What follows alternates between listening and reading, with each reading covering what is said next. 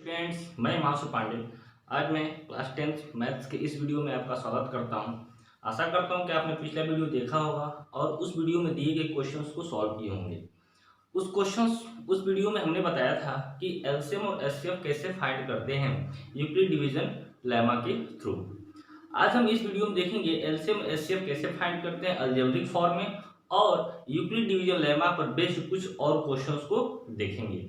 तो सबसे पहले पिछली वीडियो को कंटिन्यू करते हुए कुछ एलसीएफ और एलसीएम के क्वेश्चंस को देखते हैं अलजेब्रिक फॉर्म में। मान लीजिए हमें क्वेश्चंस दिया हुआ है कि 6 ठीक 6 ब्रैकेट में x square minus 4। First number दिया हुआ है 6 ब्रैकेट में एक्स स्क्वायर माइनस 4, और जो सेकेंड नंबर है, जो आपका सेकेंड नंबर है वो आपका मान लीजिए एक्स स्क्वायर प्लस 4 और प्लस 4x, ठीक है। और आपसे पूछ रहा है find the LCM and HCF of the numbers, ठीक है। ये आपके कोई दो अलजेब्रिक फॉर्म में नंबर दिए हुए हैं, इन सब पूछ रहा है कि एलसीएम और एचसीएफ दोनों फाइंड करना है। क्या फाइंड करना है? एलसीएम एंड एचसीएफ दोनों फाइंड करना है। तो पिछले वीडियो में हमने बता चुका है कि एलसीएफ और एलसीएम कैसे फाइंड करते हैं। इस वीडियो में इसको देखेंगे। तो चाहे अलजेब्रिक फॉर्म में हो या फिर आपका नंबर के रूप में हो, यदि किसी भी क्वेश्चंस का आपको एलसीएम और एचसीएफ निकालना होता है तो सबसे पहले हम उसको प्राइम फैक्टर में अलग अलग लिख लेते हैं। तो सबसे पहले देखें कि इसको हम प्राइम फैक्टर में लिखें तो क्या होगा, ये 6 x² माइनस 4 का, तो 3 यानी हम लिख सकते हैं 2 इंटू 3। और ये देखिए यदि मैं इसको लिखूं तो ये हो जाएगा x² माइनस 2 का स्क्वायर, और यहाँ से हम फार्मूला लगा सकते हैं क्या, a² माइनस b² का, यानी a² b² लगाए फार्मूला, तो 2 इंटू 3, एक ब्रैकेट में x प्लस 2 होगा और एक ब्रैकेट में x माइनस 2 होगा, ठीक है। तो हमने क्या किया, फैक्टर किया इसका, तो हमको ये आ गया, ठीक है, 6 x² माइनस 4 का। नेक्स्ट क्या है मेरे पास, x² प्लस 4 प्लस 4x, इसका फैक्टर करते हैं। तो ध्यान से देखिए, इस फैक्टर को करने में हमें फार्मूला छुपा हुआ है, a² plus b² plus 2ab, यानी a प्लस b का होल स्क्वायर का फार्मूला है यहाँ। अब a प्लस b, क्या इसमें a है और क्या इसमें b है, तो देखिए यहाँ पर a x है और b आपका 2 है। ऐसे कभी कभी क्वाड्रेटिक इक्वेशन में भी क्वेश्चंस आ जाते हैं तो हम उसको फैक्टर कर लेते हैं और आप निकाल लेते हैं। तो देखिए यहाँ हम इसको क्या लिख सकते हैं, x प्लस 2 एक ब्रैकेट में और x प्लस 2 नेक्स्ट ब्रैकेट में। मेरे पास दो इक्वेशन आया, इक्वेशन ये फर्स्ट और एक इक्वेशन सेकेंड। अब दोनों इक्वेशंस को एक साथ लिख लेते हैं। जैसे मान लीजिए इसका आया 6 x² माइनस 4 का क्या आया था, 2 इंटू 3 इंटू एक्स प्लस 2 और x माइनस 2। इसका क्या आया, x² प्लस 4 प्लस 4x, एक ब्रैकेट में x प्लस 2, नेक्स्ट ब्रैकेट में भी x प्लस 2। अब यदि इसका एचसीएफ निकालना हो तो देखते हैं दोनों में क्या कॉमन है। तो जो दोनों में कॉमन है यही इसका क्या हो जाएगा, आपका एचसीएफ। अब देखिए दोनों में कॉमन है आपका x प्लस 2, बस एचसीएफ हो गया क्या आपका x प्लस 2। और एलसीएम की बात कर लें, जो कॉमन उसको तो लिखिए आप, जो नहीं कॉमन है उसको भी क्या करेंगे आप, लिख देंगे। तो क्या क्या नहीं कॉमन है, x माइनस 2, एक्स प्लस 2 एक और बचा हुआ लिख देंगे, x माइनस 2 भी लिख देंगे, और क्या बचा हुआ है 2 इंटू 3 लिख देंगे।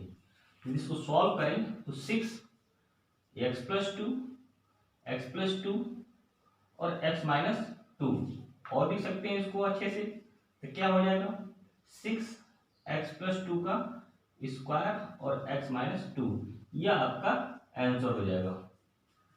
ये आपका एलसीएम हो गया और ये आपका एचसीएफ होगा। मे बी ये आपको समझ में आ गया होगा कि अलजेब्रिक फॉर्म में एलसीएम और एचसीएफ कैसे निकालते हैं। ऐसा क्वेश्चन हमने पिछली वीडियो में बताया था, लेकिन कुछ बच्चे इसको अच्छे से कर नहीं पा रहे थे। आप यहाँ से कॉन्सेप्ट बस ये आ जाइए कि हमको इसको प्राइम फैक्टर में तोड़ना होता है। अच्छे, यदि हम एक और क्वेश्चन की बात कर लें मान लीजिए हमने आपको एक प्रॉपर्टी बताई थी, एलसीएम और एचसीएफ बेस्ड प्रॉपर्टी क्या था कि product of number is equal to LCF of number into LCM of number. इस बेस पे क्वेश्चन इस रूप में आ जाए तो कैसे निकालेंगे? ऐसे क्वेश्चन तो बहुत है।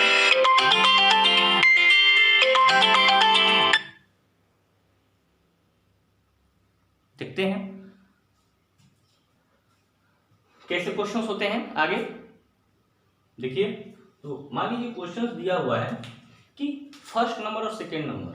तो फर्स्ट नंबर मान लीजिए दिया हुआ है मुझे, फर्स्ट नंबर दिया है, लेते हैं एक्स स्क्वायर माइनस वन, और सेकेंड नंबर दिया हुआ है, ये दिया है एक्स प्लस वन, और इन दोनों का आपको एचसीएफ दिया हुआ है, एचसीएफ दे दिया एक्स प्लस वन। पूछ रहा है एलसीएम, एलसीएम आपको क्या कर रहा है इसका पूछ रहा है। तो एलसीएम पूछ रहा है तो कैसे सॉल्व करेंगे? फार्मूला आपको पता है प्रॉपर्टीज ऑफ एलसीएम का कि प्रोडक्ट ऑफ नंबर्स, तो प्रोडक्ट ऑफ नंबर्स क्या होते हैं, x square minus one into x plus one equal to HCF, HCF क्या है x plus one into LCM, तो एलसीएम हमको नहीं पता है, इसको इधर सेंड कर देंगे तो क्या हो जाएगा इंटू एक्स प्लस वन, इधर मल्टीप्लाई, इधर आके क्या हो जाएगा आपका डिवाइड, इक्वल टू एलसीएम, ये कट जाएगा आपका, क्या बच जाएगा x square minus one equal to LCM, ये आपका आंसर हो जाएगा। ऐसे हम इस तरीके से क्वेश्चंस को भी सॉल्व कर सकते हैं। यहाँ तक तो आपके पीछे वीडियो का रिवीजन था, इस पर और भी कई सारे क्वेश्चंस हैं जो कि हम एक दिन रिवीजन वाला क्लास लेके आएंगे और उस क्लास में पूरे इस चैप्टर का रिवीजन देखेंगे। तब तक मैं आगे यूक्लिड डिवीजन लेमा से बेस्ड कुछ अन्य क्वेश्चंस को सॉल्व करते हैं जो कि हमें काफ़ी प्रॉब्लम में डालते हैं ऐसे क्वेश्चंस, और है उस क्वेश्चन में कुछ खास नहीं, बस उसके कंसेप्ट को समझेंगे और क्वेश्चन सॉल्व करना आने लगेगा आपको। देखते हैं आगे तरफ क्वेश्चंस कैसे बनते हैं। हम लोग डेली लाइफ में बहुत सारे नंबर्स को काउंट करते हैं, देखते हैं, बट उस नंबर्स के राज के बारे में आज हम जानेंगे कि वो नंबर्स होते क्या है और उस नंबर के साथ हम किस तरीके से खेल सकते हैं। तो हम थोड़ा सा एग्जाम्पल लेते हैं। जैसे मान लीजिए हम नंबर लिखते हैं, नंबर लिखते हैं 1 2 3 4 5 6 7 ऐसे लिखते हैं, फिर 8 9 10 और भी डॉट डॉट नंबर होते हैं। अब बताइए ये नंबर होते हैं, मैं आपसे पूछूं कि बताइए हमने 10 नंबर लिखा और ये 10 नंबर में 2 का मल्टीपल कौन कौन सा है, 2 के मल्टीपल कौन कौन से हैं। तो 2 के मल्टीपल यदि हम यहाँ पे काउंट करें तो देखिए 2 का मल्टीपल यह है 2, और क्या है 4, और क्या है 6, फिर 8, फिर 10, ये आपके 2 के मल्टीपल है। अच्छा, जो नंबर हमने 2 के मल्टीपल तो लिख लिए, लेकिन बचे हुए नंबर क्या है, तो बचे हुए नंबर क्या है 2 के मल्टीपल से एक ज़्यादा है। जैसे देख लीजिए यदि मैं 3 की बात कर लूँ, यदि मैं यहाँ 3 की बात कर लूँ तो 3 क्या है 2 का मल्टीपल 2 वन जा 2, उससे क्या है एक ज़्यादा है। मतलब 10 तक हमने एक एग्जाम्पल लिया, 10 तक, ऐसे तो 100 तक नंबर और भी कई सारे नंबर्स हैं। तो हमने क्या लिया एक एग्जाम्पल लिया कि 2 तो भाई 2 का मल्टीपल है, वन टाइम में जाएगा, लेकिन 3 क्या है 3 2 के मल्टीपल से एक ज़्यादा है। 4 क्या है 4 भी 2 का मल्टीपल है, 2 टाइम में जाएगा। 5 क्या है 2 के मल्टीपल से कितना ज़्यादा है एक ज़्यादा, 2 ज़्यादा नहीं। ध्यान दीजिए ये जो 5 है ये 2 के मल्टीपल से एक ही ज़्यादा है। जैसे मान लीजिए हम इसको लिखते हैं 2 वन जा 2 और प्लस 3, तब तो 3 ज़्यादा हो गया। लेकिन ध्यान दीजिए सिर्फ 2 का मल्टीपल 2 वन जा 2 ही होता है, नहीं, हम यहाँ 2 टू जा 4 भी कर सकते हैं। अब बताइए 2 टू जा 4 हो गया तो कितना नंबर एक्स्ट्रा है 1 नंबर एक्स्ट्रा है। यदि मैं इसको 10 को लिखूं इस रूप में, इस फॉर्म में लिखूं तो 10 भी क्या है 2 के मल्टीपल से कितना ज़्यादा है, देखते हैं 2 के मल्टीपल से कितना ज़्यादा है, तो 2 इंटू 5, ये 2 का मल्टीपल डायरेक्ट है, उससे कोई भी ज़्यादा नहीं, एक भी अंक। यदि मैं 9 की बात करूँ तो 9 क्या है 9 2 के मल्टीपल से कितना ज़्यादा है, तो 9 भी 2 के मल्टीपल से, मान लीजिए 2 का मल्टीपल हमने क्या लिया 2 4 जा 8, उससे कितना ज़्यादा है एक ज़्यादा है। मतलब हमने मात्र एक 10 तक का नंबर लिया, 1 से 10 तक नंबर देखे और हमने 2 का मल्टीपल सर्च करना शुरू किया, तो 2 के मल्टीपल भी मिले और 2 के मल्टीपल से एक ज़्यादा मिले। तो ऐसे चाहे कितने भी नंबर्स हों, ये सारे नंबर्स या तो 2 के मल्टीपल होंगे या तो 2 के मल्टीपल से एक ज़्यादा होंगे। तो मेरे कहने का मतलब क्या है, ध्यान दीजिए। तो आपकी बुक में क्वेश्चंस रहेंगे और उस क्वेश्चंस में कहीं प्रूफ करने के लिए दिया रहेगा कि 2 के मल्टीपल प्रूफ कीजिए, कि दिया गया नंबर 2 का मल्टीपल है, ऐसा कुछ क्वेश्चंस रहेगा। तो वहाँ पर यह कंसेप्ट समझ में आएगा। तो और अच्छे से समझिए इसको। जैसे मैं लिख दूँ डायरेक्ट कि मान लीजिए 57, अब बताइए इसके बारे में आप क्या कह सकते हैं, 57 के बारे में आप क्या कह सकते हैं।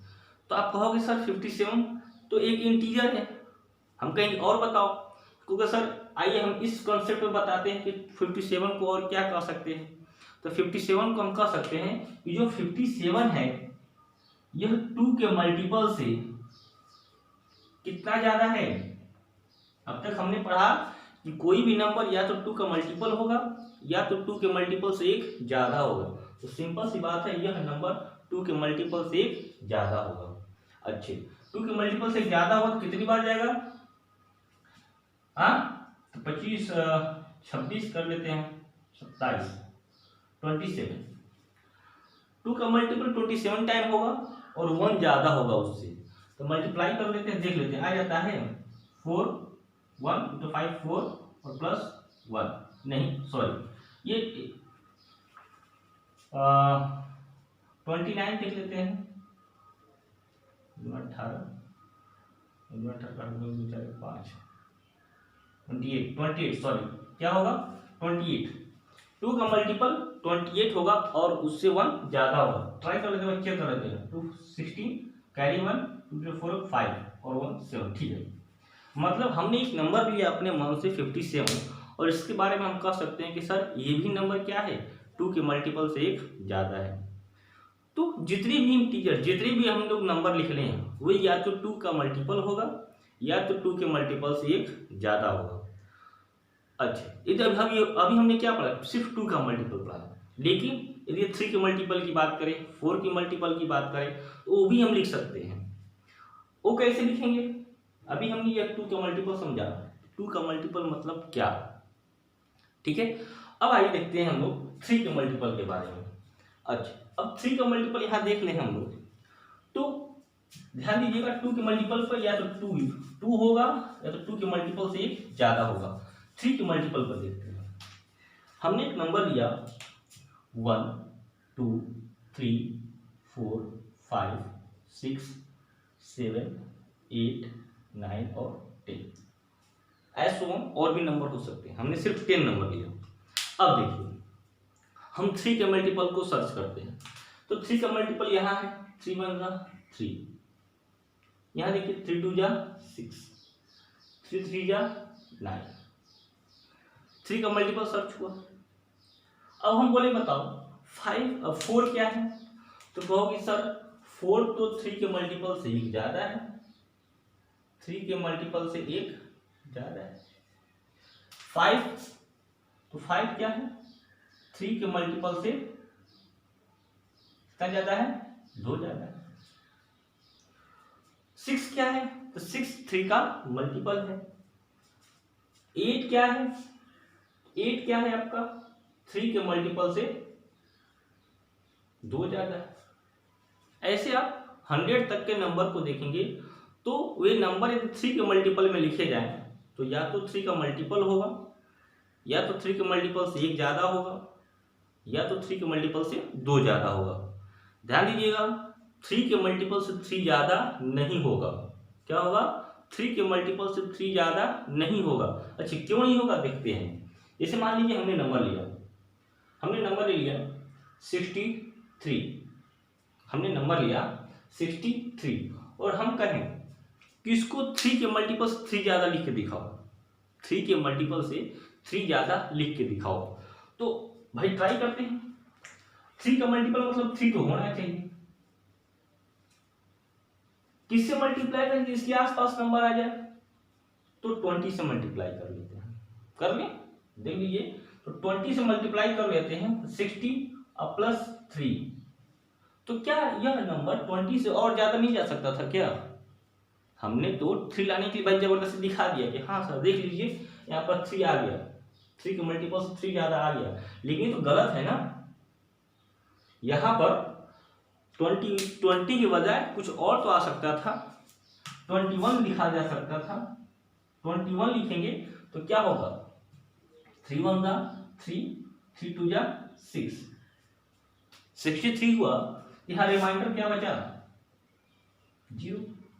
लो कहो हुआ।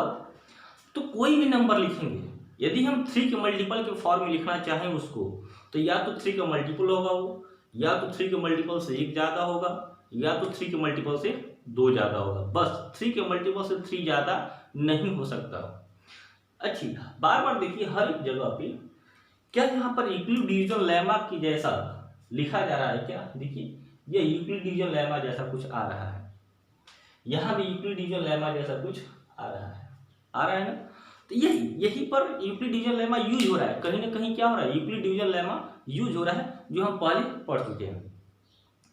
देखिए पहले आप घबराइएगा मत, step by step question solve करेंगे। पहले आराम से वीडियो देख कर समझ लीजिए कि क्या बताने की कोशिश हम कर रहे हैं। हम बताने की कोशिश कर रहे हैं कि जो हम लोग नंबर्स काउंट करते हैं, या तो 2 के मल्टीपल होते हैं, या तो 2 के मल्टीपल से 1 ज़्यादा होते हैं, या तो 3 के मल्टीपल होते हैं, या तो 3 के मल्टीपल से 1 ज़्यादा होते हैं, या तो 3 के मल्टीपल से 4 ज़्यादा होते हैं। ऐसे वो नंबर्स 5 का वो मल्टीपल होता होगा, 5 के मल्टीपल से फिर 1 ज़्यादा होता होगा, 2 ज़्यादा होता होगा, कहाँ तक जाएगा? अब कितना ज़्यादा तक जाएगा, तो इसका हम अनुभव यहाँ से लगा सकते हैं। जैसे हमने 2 का मल्टीपल लिया था, तो बस 2 का मल्टीपल होगा या फिर 2 के मल्टीपल से 1 ज़्यादा होगा। 2 के मल्टीपल से 2 ज़्यादा तो होगा नहीं। 3 का मल्टीपल देखें तो या तो 3 का मल्टीपल हुआ, या तो 3 के मल्टीपल से 1 ज़्यादा हुआ, या तो 3 के मल्टीपल से 2 ज़्यादा हुआ। 3 के मल्टीपल से 3 ज़्यादा नहीं होगा। ऐसे यदि हम 5 के मल्टीपल को काउंट करें, तो या तो 5 का मल्टीपल होगा, या तो 5 के मल्टीपल से 1 ज़्यादा होगा, या तो 5 के मल्टीपल से 2 ज़्यादा होगा, या फिर 5 के मल्टीपल से 3, 5 के मल्टीपल से 4, 5 के मल्टीपल से 5 ज़्यादा नहीं हो सकता। इस बात को आप ध्यान दे दीजिए। तो जो भी मल्टीपल निकालेंगे हम, उससे एक कम ही ज़्यादा होगा। 6 का मल्टीपल होगा तो 6 के मल्टीपल से 6 ज़्यादा कोई नंबर नहीं हो सकता। 6 के मल्टीपल से 2, 3, 4, 5 तक जा सकता है, 6 के मल्टीपल से 6 ज़्यादा नंबर नहीं जा सकता। तो ये क्या है, ये हम जनरल लाइफ में काउंट करते हैं, और आपके बुक में इसी पर क्वेश्चन दे दिया है, तो उसी पर कंफ्यूज हो जाते हैं कि अरे हम क्वेश्चन कैसे सॉल्व करें। तो उसके लिए आपको घबराने की आवश्यकता नहीं है। कंसेप्ट समझ लेंगे तो क्वेश्चन सॉल्व करने में आसानी रहेगी। आगे देखिए, तो मे बी यह मल्टीपल्स वाले जो भी प्रॉब्लम है ये आपको समझ में आया होगा। कोई भी नंबर लिख दिए, मान लीजिए मैं एक नंबर लिख दिया, मैं नंबर लिख दे रहा हूँ 112, और हम कहें बताओ कि यह 3 के मल्टीपल से कितना ज़्यादा है। हम 3 के फॉर्मूले में चल रहे हैं, हम बोले बताओ ये 3 के मल्टीपल से कितना ज़्यादा है। तो भाई 3 का मल्टीपल मतलब 3 से डिवीजन तो होगा ही ना, पहले तो 3 लिखेंगे। 3 के मल्टीपल से कितना ज़्यादा है, देख लेते हैं कितना ज़्यादा है। तो मान लीजिए हम किससे मल्टीप्लाई करके इसके आसपास पहुंच जाए, तो मान लीजिए हम 40 से करेंगे तो 120 हो जाएगा। 38 से करते हैं, 38 से कर लेते हैं, 8 24 2 11, ज़्यादा हो गया। 38 नहीं, यहाँ पर क्या होगा 37 से कर लेते हैं। तो 37 से करेंगे, 7 3 जा 21, 1 कैरी 2, 3 3 जा 9 और 2 11। ठीक है, कितना ज़्यादा होगा 1। मतलब यदि 112 को हम 3 के फॉर्म में लिखें, तो 112 है वो 3 के मल्टीपल से कितना ज़्यादा हो गया, 1 ज़्यादा हो गया। अच्छा, हम कहें इसी को आप 5 के मल्टीपल में लिखिए। किसके मल्टीपल में, 5 के मल्टीपल में। तो कहेंगे सर 5 के मल्टीपल में लिखें, तो 5 के मल्टीपल में मान लीजिए 51 कर लेते हैं। 5 5 51 नहीं होगा, 10 12 कर लेते हैं, 70 नहीं 17 5 3 50 नहीं, रुक जाइए, हम इसको थोड़ा सा बैठा लेते हैं। 112 लेंगे तो 10 टाइम करते हैं तो 50 10 टाइम नहीं 20 टाइम करते हैं, 20 टाइम किए तो 100 हो जाएगा, 20 टाइम। 22 टाइम करते हैं तो 5 to the 10 carry 1, 5 to the 10 and 11, हाँ 22 टाइम्स 5 को मल्टीप्लाई करेंगे तो 22 टाइम्स जाएगा और कितना बच जाएगा, 2 बच जाएगा। ये यदि हम 112 को 5 के मल्टीपल के फॉर्म में लिखें तो कितना ज्यादा होगा, 2 ज्यादा होगा। इसको हम 6 के मल्टीपल के भी फॉर्म में लिख सकते हैं, हम इसको 2 के भी मल्टीपल के फॉर्म में लिख सकते हैं, हम इसको 7 के भी मल्टीपल के फॉर्म में लिख सकते हैं। इसके साथ जैसा चाहे हम वैसा खेल सकते हैं, ठीक है ना, ये हमारे मुट्ठी में है। अब क्वेश्चन ये जो भी कहेगा कि 3 के मल्टीपल के फॉर्म में लिखिए या फिर 4 के मल्टीपल के फॉर्म में लिखिए, हम उस बेस पे क्वेश्चन को सॉल्व करेंगे। तो मे बी यहाँ तक मल्टीपल का क्वेश्चन तो समझ में आ चुका होगा कि जो भी नंबर्स होते हैं वही या तो मल्टीपल होते हैं किसी नंबर के, या तो उस नंबर के मल्टीपल से कुछ ज़्यादा होते हैं, कुछ ज़्यादा होते हैं, ठीक है। अब समझेंगे हम लोग कि इस पर लेमा का क्वेश्चन कैसे आता है, यूक्लिड डिवीजन लेमा का क्वेश्चन इस पे कैसे आता है, एल्गोरिथम बेस्ड क्वेश्चन क्या होता है, कैसे समझते हैं क्वेश्चंस को और कैसे सॉल्व करते हैं। मे बी यहाँ तक कॉन्सेप्ट समझ में आया होगा कि मल्टीपल या मल्टीपल से एक ज्यादा हो। आगे चलते हैं, देखिए एग्जाम्पल हमने लिखा, so that one and only one out of n+1 and n+2 is divisible by 3 where n is any positive integer। मेरे पास 3 नंबर्स दिया हुआ है n, n+1 और n+2। बोल रहा है कि शो कीजिए, दिखाइए कि इन तीनों में से कोई एक ही किससे डिविजिबल है, 3 से डिविजिबल है। इन तीनों में से कोई एक ही 3 से डिविजिबल है। अच्छे, तो मतलब क्वेश्चंस क्या कर रहा है, हम पहले खुद रफली क्वेश्चंस को सॉल्व कर लेते हैं, रफली क्वेश्चंस को सॉल्व कर लेते हैं, उसके बाद फिर देखेंगे। थोड़ा सा वीडियो लंबा होगा, डोंट वरी, इस क्वेश्चंस को अच्छे से समझ लेंगे, इस बेस्ड क्वेश्चंस को अच्छे से सॉल्व करने की कोशिश करेंगे। आप देख लीजिए, जैसे मान लीजिए यहाँ क्वेश्चंस क्या दिया है, n+1 और n+2, इन तीनों में से कोई एक ही 3 से डिविजिबल होगा।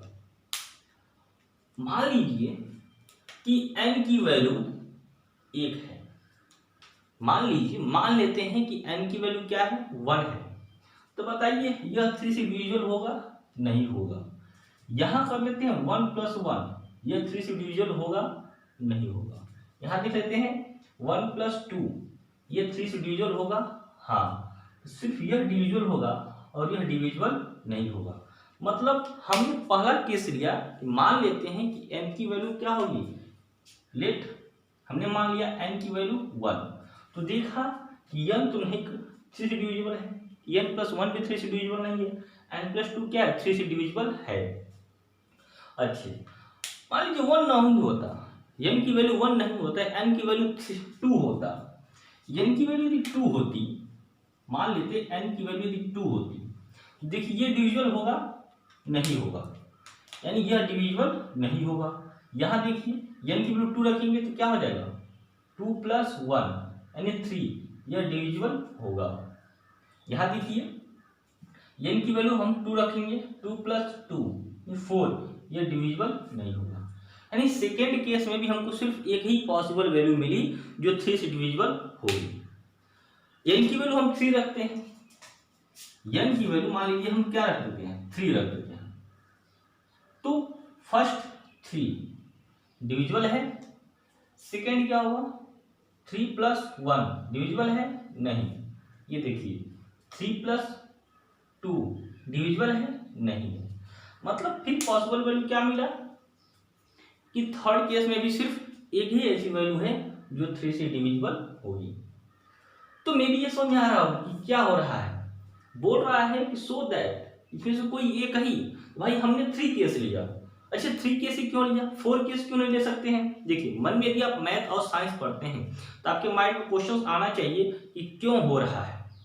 तो यहाँ हम देखिए कि 3 केस क्यों लिए, क्यों नहीं 4 केस ले रहे हैं। आइए हम एक और केस लेते हैं।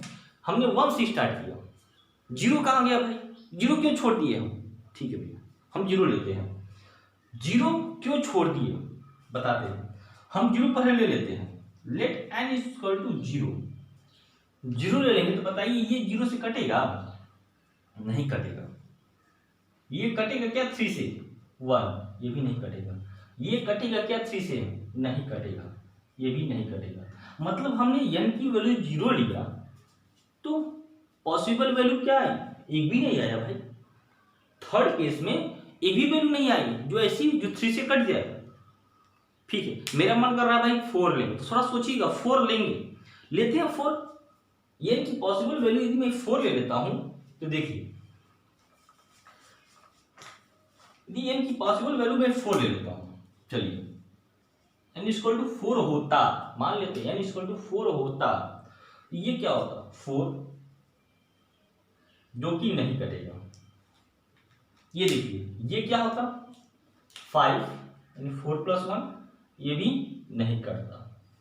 ये देखिए ये क्या है n इक्वल टू 4 है तो ये हो जाएगा 4 प्लस 2, ये कटता। मतलब n की वैल्यू 4 आ जाती, शायद n की वैल्यू 4 होती फिर भी एक केस बनता जो 3 से कट जाता।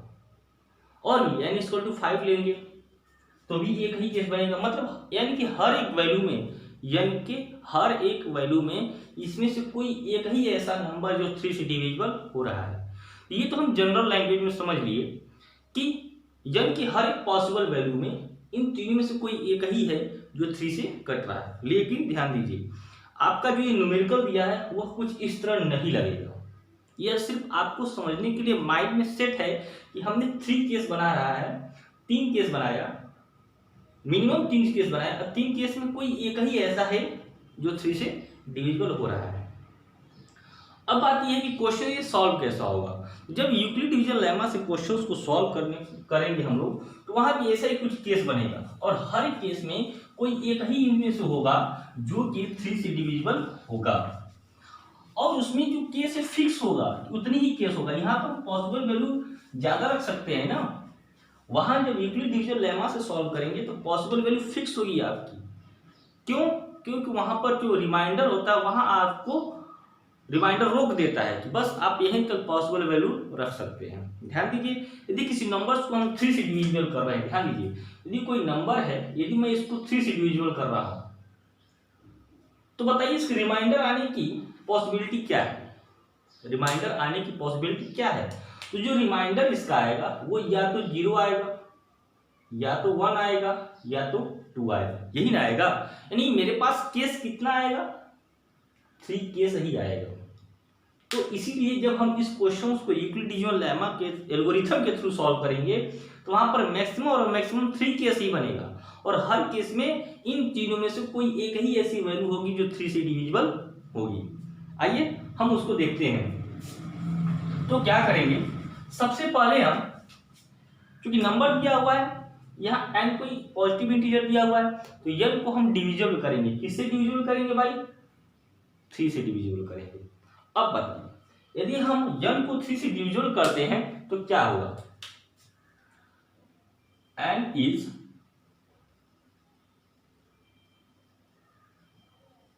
Divisible by 3। ध्यान दीजिए यहां मैं रेफरेंस करता हूं, यदि n को मैं 3 से डिविजिबल करता हूं तो कुछ ना कुछ कोशिएंट आएगा और कुछ ना कुछ रिमाइंडर आएगा। सिंपल सी बात, कुछ ना कुछ कोशिएंट आएगा और कुछ ना कुछ रिमाइंडर आएगा। तो देखिए लेट, मानते हैं let Q is quotient and R is reminder.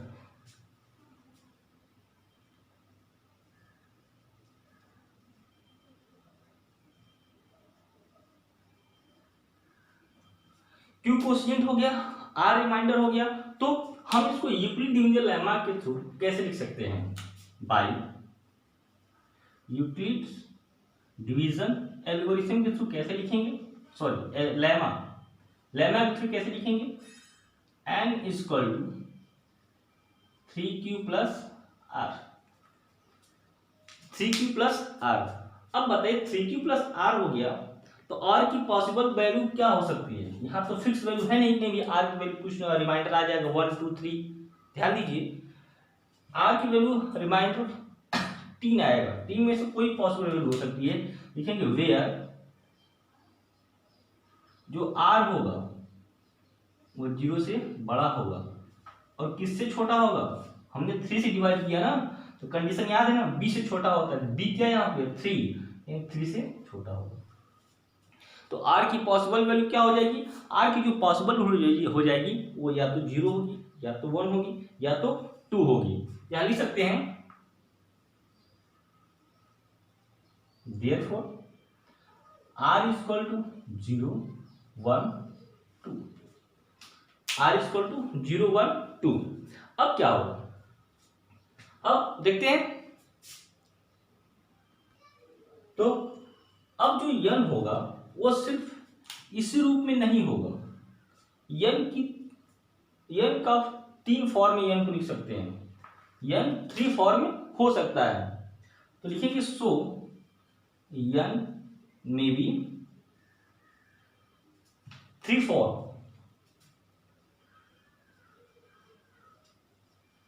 अच्छा, वो 3 फॉर्म कौन कौन से होंगे? जब सोचिए r की वैल्यू 0 रखेंगे तो n की वैल्यू क्या हो जाएगी? 3q, या r की वैल्यू 1 रखेंगे तो क्या हो जाएगा? 3q प्लस 1, या r की वैल्यू 2 रखेंगे तो क्या हो जाएगा? 3q plus 2। तो अभी हमने यहाँ इमेजिन किया था कि n equal to 3q plus r आएगा। यदि ऐसे डिवीजन करें तो r की पॉसिबल वैल्यू लिखें, तो यदि r की पॉसिबल वैल्यू हमने लिख लिया तो n जो होगा वह या तो इस रूप में होगा, या तो इस रूप में होगा, या तो इस रूप में होगा। इन तीनों में से किसी एक रूप में होगा। अब इस n की वैल्यू को बार बार इन सब में रख के चेक करेंगे, एक एक केस बना करके, और उस केस में देखेंगे कि क्या हर एक केस में हर एक डिविजिबल हो रहा है कि कोई एक ही डिविजिबल हो रहा है। ये कहने का मतलब यह है कि ओनली 1 आउट ऑफ देम, हर एक केस में केवल एक ही होगा। कहने का मतलब यह है इसका कि हम लोग अलग अलग केस बनाएंगे और हर एक केस में केवल एक ही इनमें से 3 से डिविजिबल होगा। तो देखते हैं कैसे केस बनाएंगे। तो हम लोग फर्स्ट केस में लिखेंगे n की वैल्यू क्या लिखेंगे? फर्स्ट केस में n की वैल्यू पॉजिटिव 3q लिखेंगे, उसके बाद फिर सॉल्व करेंगे। ठीक है ना? देखिए, तो देखिए हम केस फर्स्ट लिखते हैं। वहां पेज फुल हो गया था इसलिए मैंने मिटा के फिर से लगा लिखा। अब उसके आगे फिर समझेंगे। हमने केस फर्स्ट लिया, केस फर्स्ट में हम n की वैल्यू क्या लेंगे? n की वैल्यू 3q लेंगे, n इक्वल टू 3q। अब बताइए n इक्वल टू 3q है तो यह जो नंबर दिख रहा है यह 3 का मल्टीपल है। तो जब 3 का मल्टीपल है तो बताइए 3 से डिविजिबल होगा? हाँ, ये नंबर क्या होगा? 3 से डिविजिबल होगा। तो हम लिख सकते हैं क्या कि 3q is divisible by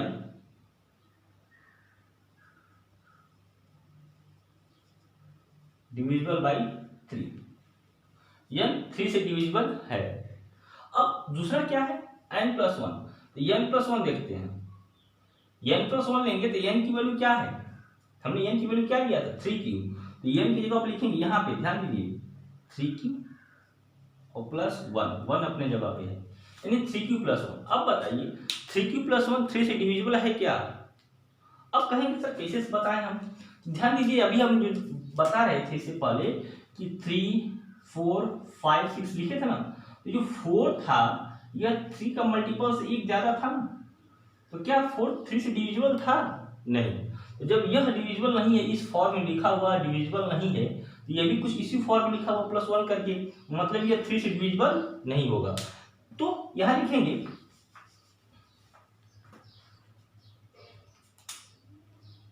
is not यानी 3q plus 1 is not divisible by 3, ये 3 से डिविजिबल नहीं होगा। अच्छा, फिर n की वैल्यू, n क्या है, n प्लस 2 है। हमने दो में देखा, थर्ड में देखते हैं n प्लस 2 में n की वैल्यू क्या है 3q प्लस 2, वहां पर 3q प्लस 2 होता तो क्या आता 5, मतलब 5 भी 3 से डिविजिबल नहीं है, तो उस रूप में लिखा हुआ यहाँ पर भी है 3q प्लस 2, तो ये भी 3 से डिविजिबल नहीं होगा, यानी 3q plus 1 is not divisible by 3। तो यहां पर हमने देखा कि केस फर्स्ट में इन तीनों में से सिर्फ एक ही ऐसी वैल्यू है जो 3 से डिविजिबल है, कौन होगी 3q ही सिर्फ ऐसी है जो 3 से डिविजिबल है। तो लास्ट में लिखेंगे हम हेंस, देयरफॉर हेंस ओनली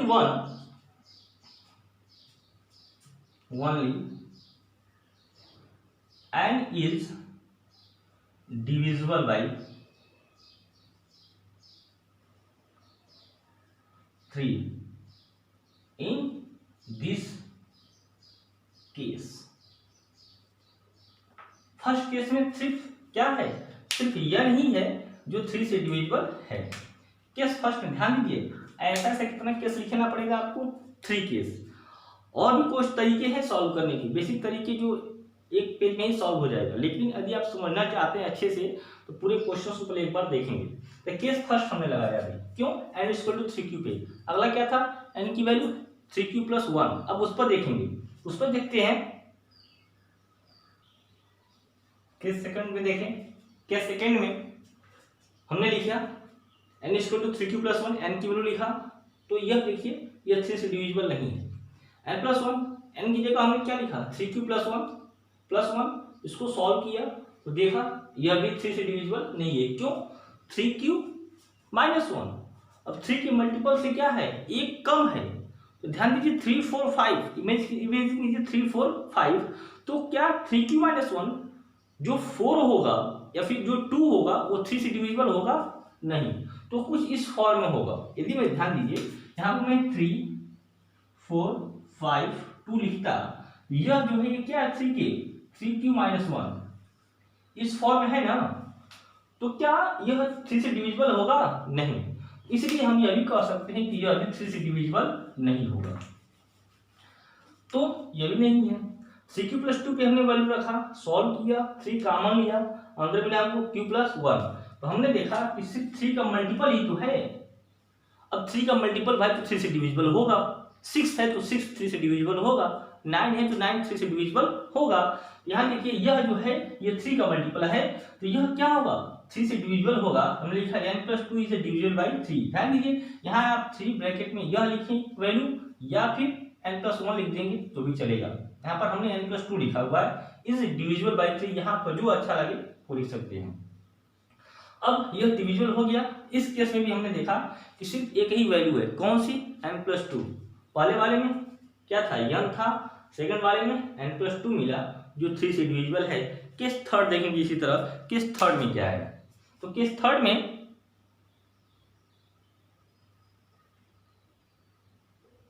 देखिए केस थर्ड में हमने n की वैल्यू क्या लिखा 3q प्लस 2, तो 3q प्लस 2 देखा कि यह 3 से डिविजिबल नहीं है क्योंकि 3 के मल्टीपल से 2 ज्यादा है, ने फिर n की वैल्यू 3q प्लस 2 रखा यहाँ पर, देखिए यही वाला वैल्यू हमने यहाँ रखा हुआ है 3q प्लस 2 n की जगह पे प्लस 1, इसको सॉल्व किया तो देखा 3 के मल्टीपल के फॉर्म में आ गया, तो 3 के मल्टीपल के फॉर्म में आ गया तो हम बोल सकते हैं कि n plus 1 is divisible by 3। फिर हमने n प्लस 2 पे देखा, n प्लस 2 पे सॉल्व किया तो यहाँ देखिए 3 के रूप में हम 3 के फॉर्म में ही लिखने की कोशिश किया है, 3 के मल्टीपल से एक ज्यादा मिल गया, अब 3 के मल्टीपल से एक ज्यादा मिला, ये भी डिविजिबल नहीं होगा। तो इन तीनों केस थर्ड में इन तीनों में से कौन डिविजिबल है, n प्लस 1 डिविजिबल है, तो हमने लिखा hence only n plus 1 is divisible by 3 in this case. अब तीनों केस में देखा हमने, तो फर्स्ट केस में भी एक ही था, सेकेंड केस में भी एक ही था और थर्ड केस में भी एक ही है, यानी तीनों केस में केवल एक ही ऐसे मिल रहे हैं जो 3 से डिविजिबल होंगे। और 3 ही केस क्यों बना, क्योंकि हमारा रिमाइंडर 0, 1, 2 के अलावा कुछ और आ ही नहीं सकता, इसीलिए 3 केस बना। यदि डिविजिबल बाई 5 होता तो केस कितना बनता, 0, 1, 2, 3, 4, 5 तक बनता। तो 5 तक सॉल्व करते हैं हम। तो यहाँ केस पॉसिबिलिटी कहाँ पर डिविजिबल कहाँ पर डिपेंड करती है, यहाँ पर क्या दिया हुआ है।